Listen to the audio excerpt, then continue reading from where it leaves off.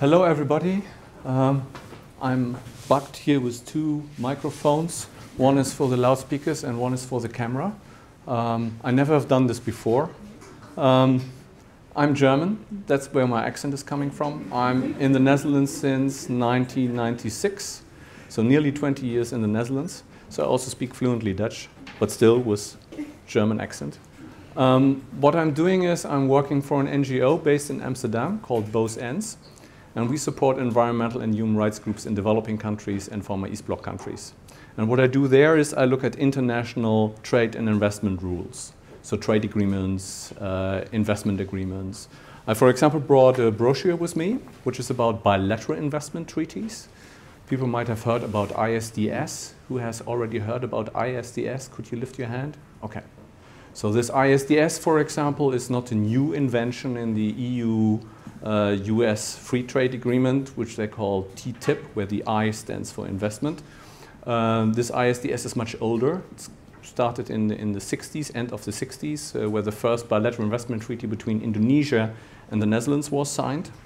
And because these treaties are not new, we already know what the problems are. And here you can find a little bit more about the history, what the problems are. So I will not go too much into the detail of that, but I have some of these brochures and they are also on, on our website. Today I was asked by Karen if I could talk a little bit about TTIP. Usually what I do is I look at international trade agreements between the EU and southern countries, like for example the economic partnership agreements, which are free trade agreements with the so-called ACP countries, Africa, Caribbean and Pacific countries, and the EU, or with EU-India and also at WTO rules. So for example, on 13th of December, I will go to Nairobi, where the next WTO ministerial is. And what I do is I try to understand what is happening in these treaties, what they are, and then try to speak with people in the South, discuss with them what the consequences might be, and then try to lift it back into the decision-makers process, which is happening in Brussels and here in the Netherlands. I will not have a proper lecture presentation because it's impossible. The whole document at the end of TTIP will have about 1,000 pages. So what I want to do is I just want to take a few snapshots of elements of this treaty, which I hope might interest you and show why there are so many people worried about the treaty and marching in the streets. Okay, so now let me start with my slides. Let me see slideshow here, and then okay. I'm a little bit old school, so I will have an interaction. We'll just show one slide where you will see what officially is on the agenda of TTIP. It's a lot, but that you know. So if you find some things on what's on the agenda which interests you, take note of it, and then maybe we can later you can have questions about this. I want to focus on agriculture because we're in Wageningen. And I will take an example of one of the companies which is a big lobbyist for TTIP, which is Chevron. And also talk a little bit about trade in goods. So what is the motivation for both ends to work on an agreement which does not directly involve developing countries?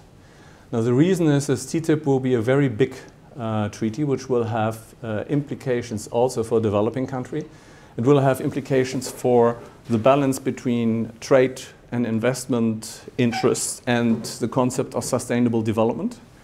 For us, it's also important because we now see that TTIP now for the first time confronts people in Europe with the problems of this type of agreements. Usually when we negotiate these treaties with small countries like in Africa, the negative implications, so trade agreements have positive and negative implications, but the negative implications in a lot of these cases are happening in these developing countries, not so much in the bigger economies which are there. This is also why these processes are not really political for a big part here in Europe. But because now the US and the EU are negotiating with one another, we are more or less on the same level.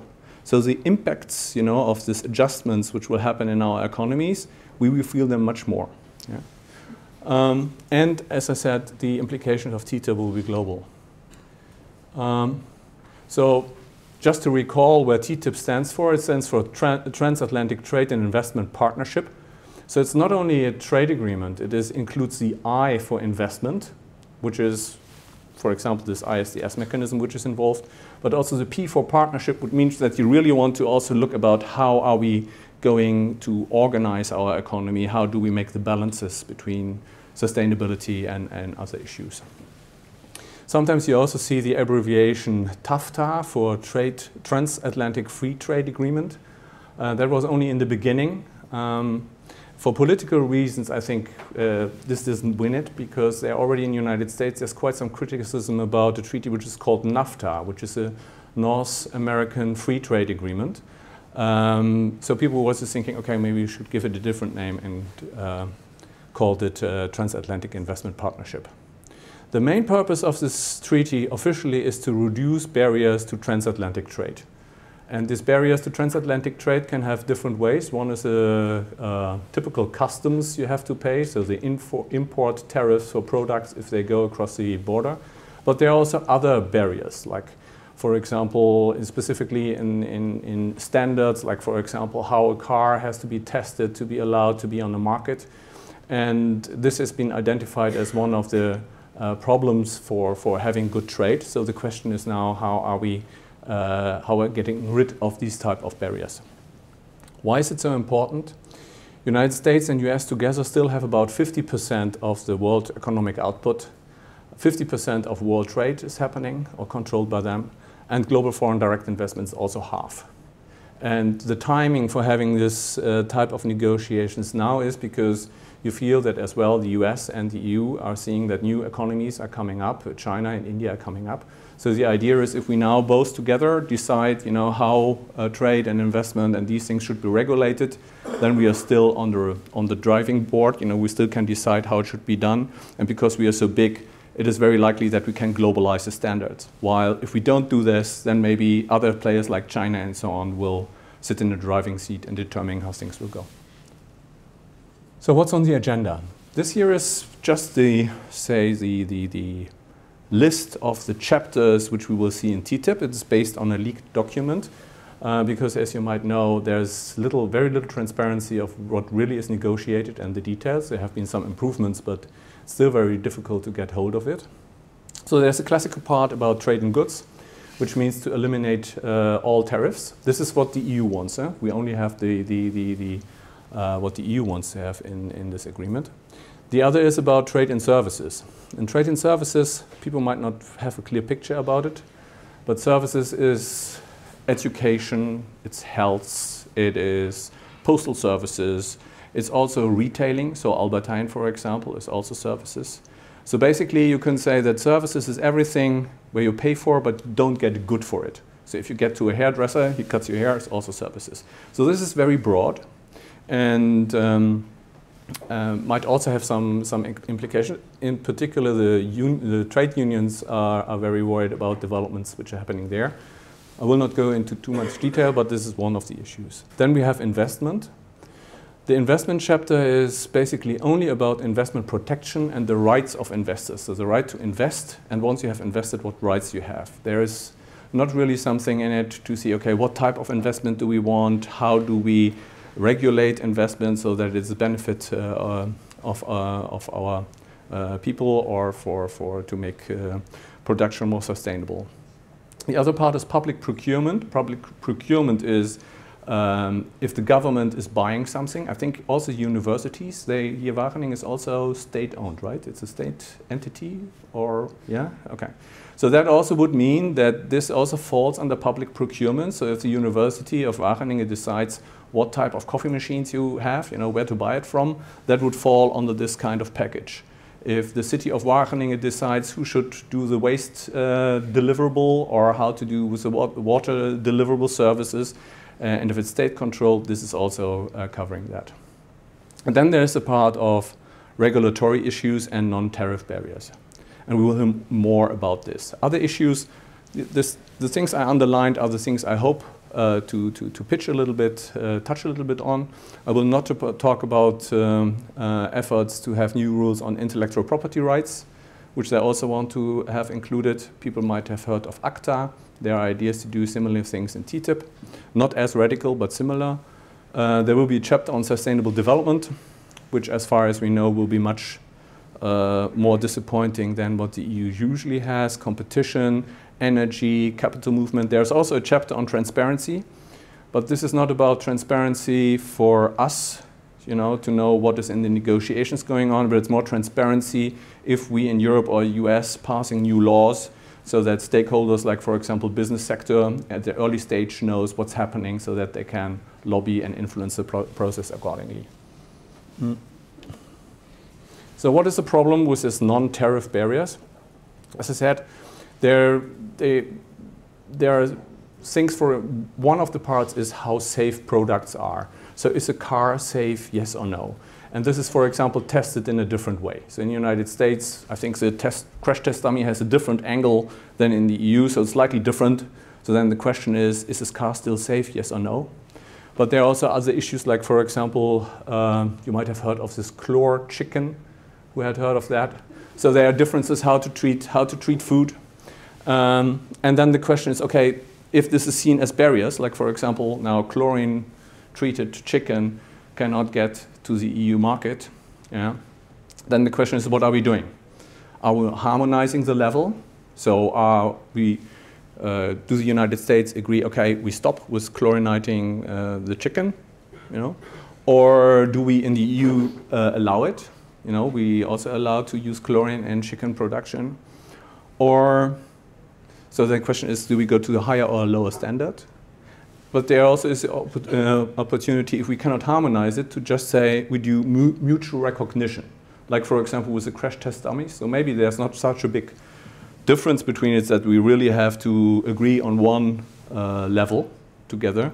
We just recognize, okay, the way the United States is doing it, it's safe. If it's okay to sell the product in the United States, it's also okay to sell it here in Europe.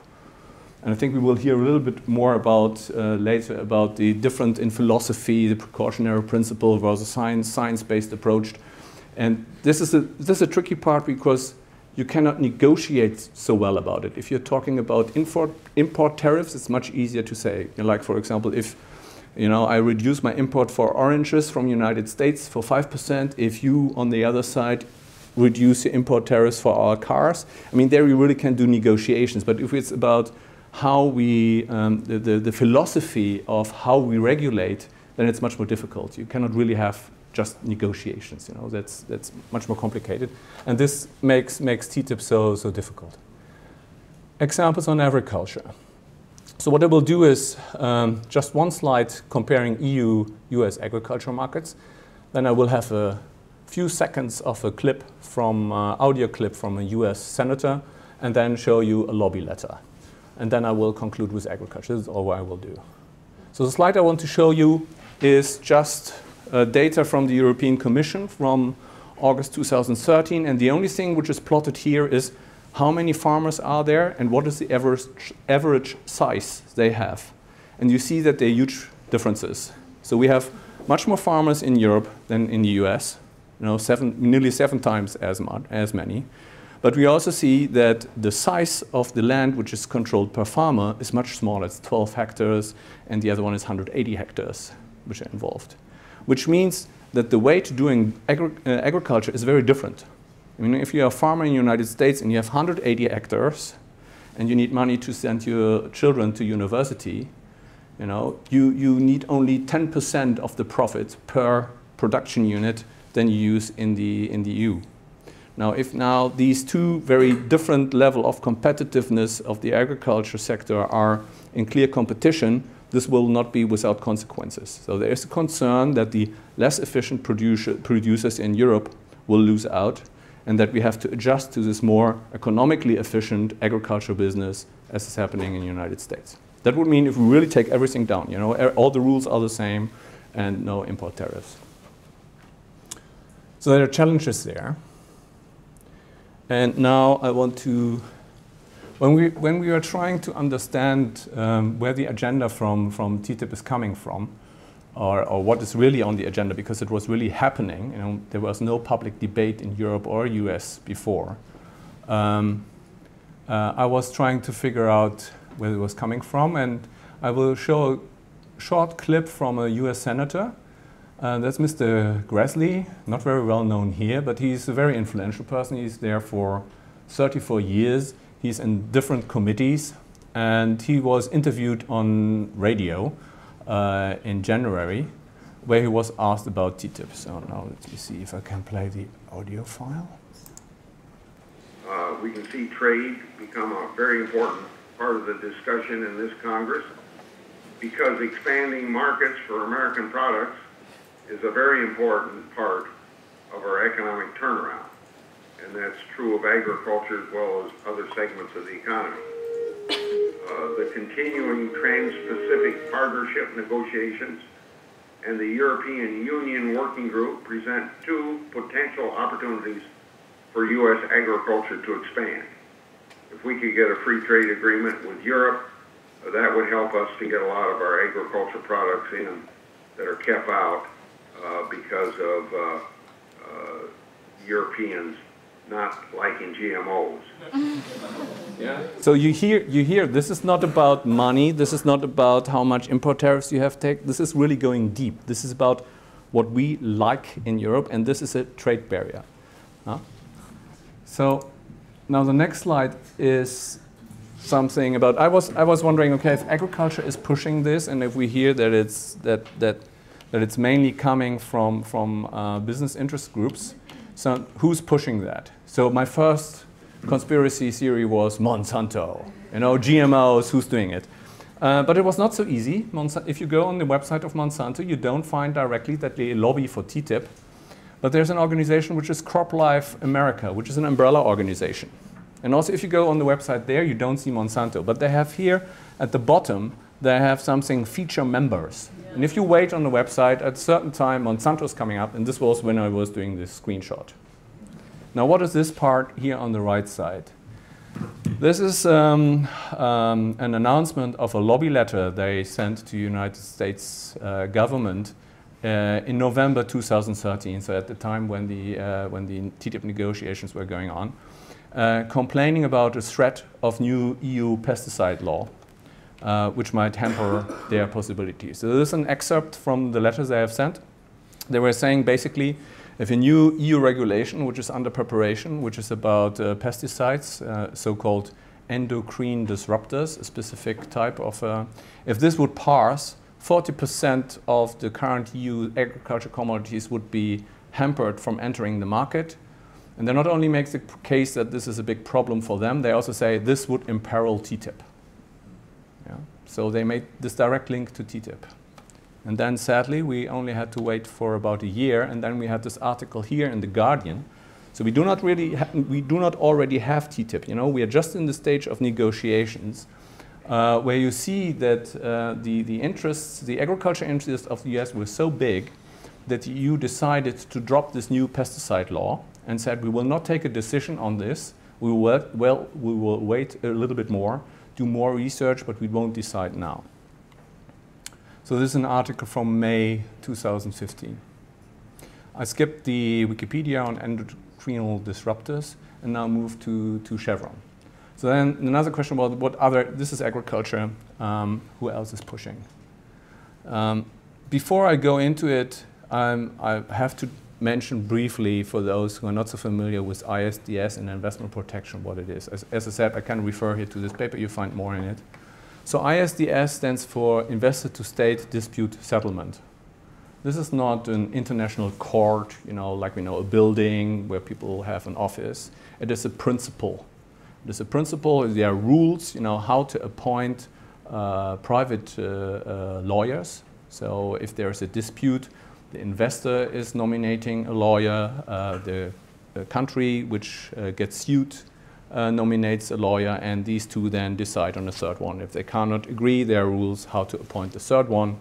And these three individuals are then deciding in how far the state has violated the rights the investor has under a treaty. And this is what they also want to have in TTIP. So there will be basically two parts in it. One will be the definition of the rights an investor gets. This is not ISDS, it's just the rights they will get. And these rights will be above national law. They will be binding under international law. So they also will be enforceable. And there will be a mechanism how to decide how these rights are if they have been violated. And this mechanism is this ISDS mechanism.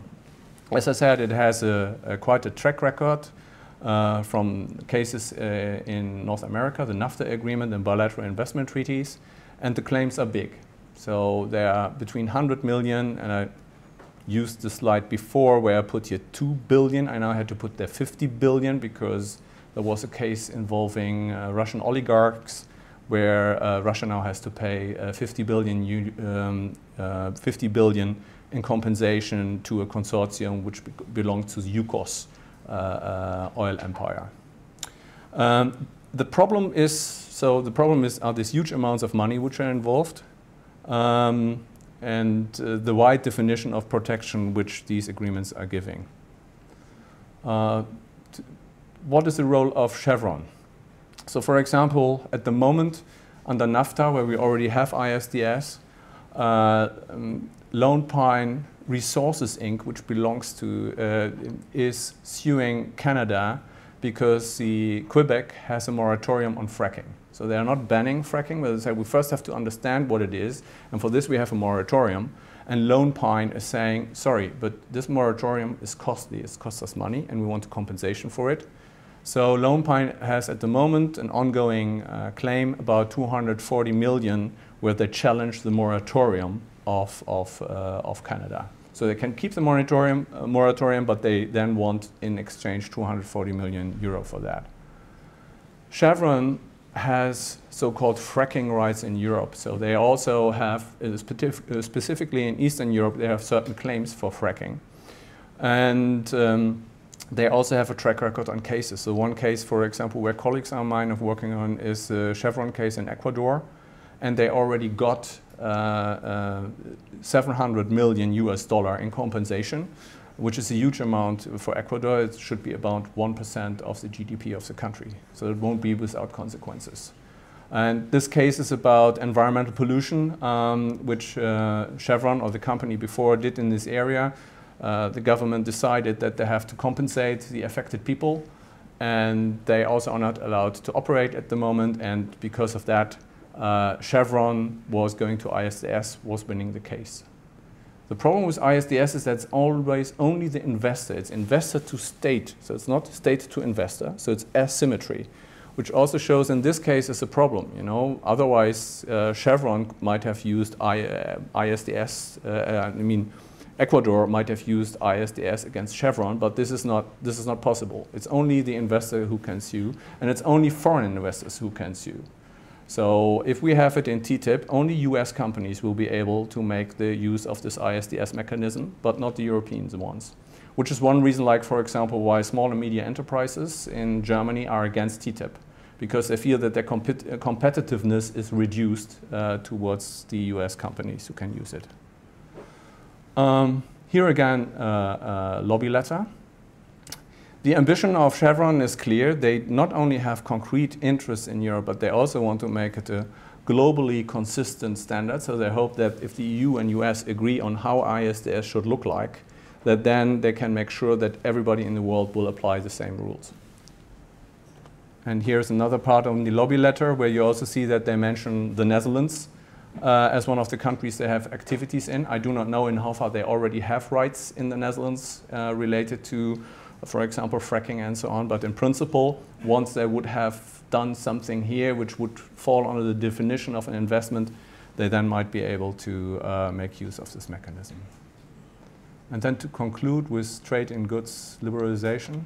So what I want to do here is, because both ends is working on developing countries, look at the effects on the rest of the world. So you might have heard that there are promises. There are promises that this will lead to growth in Europe and the United States, and there are discussions in how far these economic studies are valid, and how far these computer models are appropriate, all kind of questions. But here I took the study which was the one which was most optimistic about the gains we might get in Europe and the United States. So they were running computer models, and you see here in blue, like for example, the per capita income in the United States is promised to go up by 0.8%. And here in the Netherlands, if you look, we will gain 0.2%. So sounds good, win-win for us. But then if we look here at the scale, we see here that there are few countries where the incomes will drop by 7.5% to 4%. And these are all these poor countries. So you can see here in this coastal region between 7 and 6% drop on per capita income. And here also in this region. This is one scenario. Frequently they also have different scenarios. So here's the deep liberalization model which is used. And then you see the only one which are gaining is again we here in Europe. Now we are gaining more. But nobody else, is having something. Yeah, okay. And then there is why is this happening? The main effect is something which is called a trade diversion, which means like at the moment, for example, in the beef sector, the beef sector is relatively well protected within Europe. The beef prices in Europe are relatively high. This is also why there are very offensive interests of the United States to get a bigger piece of the cake of the beef market in Europe. But what we already do is that we give to countries in Africa preferential treatment. So they don't have to pay the same import tariffs the United States have to pay. And so you see that, for example, countries like Botswana and Namibia are huge beef exporters. These are old data, but also if you look at newer data, you see it's similar. While the United States are really negligible.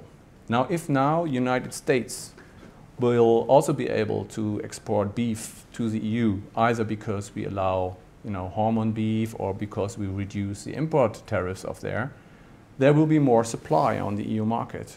So one of the effects will be that beef, which before was imported from Namibia and Botswana to the EU market, will be replaced by beef which is coming from the United States. And this is one of the reasons why you will see that the negative trade effects which are expected for developing countries. There are different studies. There's been just a letter to Parliament where the Dutch government did an assessment of the effects on developing countries. You will see it gives some mixed results, but also if we look at the latest study which has been done here by the University of Groningen, you see that also there are some countries which are really losing out. And we will have to find a way, most likely with additional development assistance to make sure that they're not losing out. So much. Thank you very much.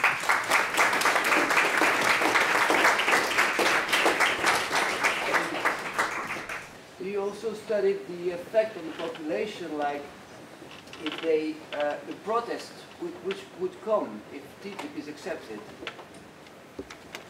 No, I mean this is I wouldn't know how to study this, but I mean we see that there are now more and more people are getting aware about this process, and you see that most people don't seem to think there is such a good idea.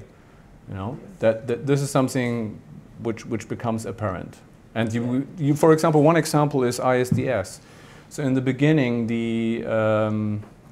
the European Commission wanted to take a model they already used in the Canada agreement for text. So there has been text which has been publicized. They want to use it through TTIP.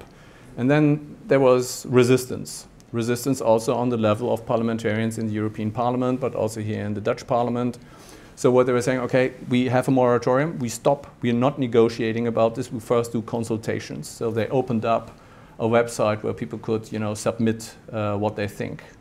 And this was something which they didn't expect what was happening. So it was originally meant to be kind of a way to give technical feedback, on specific wording, like something which is called the national treatment provision, or most favored nation principle, or how should the text on the fair and equitable treatment should look like. So more for lawyers or trade experts. But what happened was that a lot of people made use of it and said, no, we don't want to comment on this level. We don't think that this is a proper question you're asking. We don't want this at all. Why should US investors get more rights than European investors in Europe? So why do we need this type of agreement? We don't agree to this agreement. So then 97% of all submissions were saying, no, we don't want to negotiate, give feedback on this level, we oppose it as a whole. So this then has led to a further delay. So then the Commission were coming with a new proposal, which then again people were criticizing, and they now have submitted another new proposal where they changed the name, where they don't call it ISDS anymore, they call it International Investment Court or Investment Court System. So to get rid of the word ISDS. But if we look, for example, I have some slides here. So it's basically the same. But for example, here this is something which they put in again, which is the reform proposal. These are two articles. One is, for example, that any contractual written commitment made by a state would be automatically applicable. That it was precisely the problem we were bringing up before. That means, like, if state identity, if you somewhere give a right to a foreign investor, like for example, you don't have to pay taxes for 3 or 4 years, that these rights are then enforceable as such under the treaty. But parliamentarians might not know what is in such a contract. There's another article here which means that any specific representation, so that means not only that here they are talking about a contract in writing, this is well defined in legal terms, but what a specific representation would be, people don't know. Does it mean an email, you send someone, or that you have been in a meeting where a government official was making certain promises? And that they also cover legitimate expectations. So not only, I bought this forest, I had so much expenses to make agricultural land out of it, and I want to get my money back. No, also if you're thinking, yeah, I was thinking to make palm oil plantations on this, and this is not going through, so please, compensate me for this. So it's not really an improvement which happened, but you could see that there was a real need for rebranding, and there are also changes, for transparency, for example, if it would go through, it would be much easier for us to understand what would be happening. But the principles are not changed on a fundamental level. So there is an impact of civil society engagement and protest, but we are not there yet that it really went to the core of the problem. One more question? Yeah, just referring back to what happened in Canada. So there was a moratorium on fracking. Canada, was that moratorium pushed for by civil society, or was it the government, or were there companies involved? And because to me that matters when you look at the US companies that wanted to sue the Canadian government. But what happened then? How did it evolve? Actually, I'm not 100% sure if how I There was an environmental report, and then the government decided not to go through it. That it was too dangerous for the environment. It was civil society kind of. Yeah, there was. There's a river. There's a river which is flowing there, and as far as I understood, the fracking area would be close to the river, so there were concerns that the fracking might lead to the pollution of the river. There was uncertainty, and then they decided to have a moratorium and not to do it before they are sure that it doesn't have negative impact. But there have been people there, once they were hearing about that fracking was happening, which were very concerned. So, but I don't know the details, how they lobbied the regional or provincial government. But it was not the state of Canada, it was Quebec, which is I don't know how it's called, a county or province, yeah. Mm-hmm. There's also recently been a documentary on this exact case, so I can post it on the Facebook page. Cool. Yeah.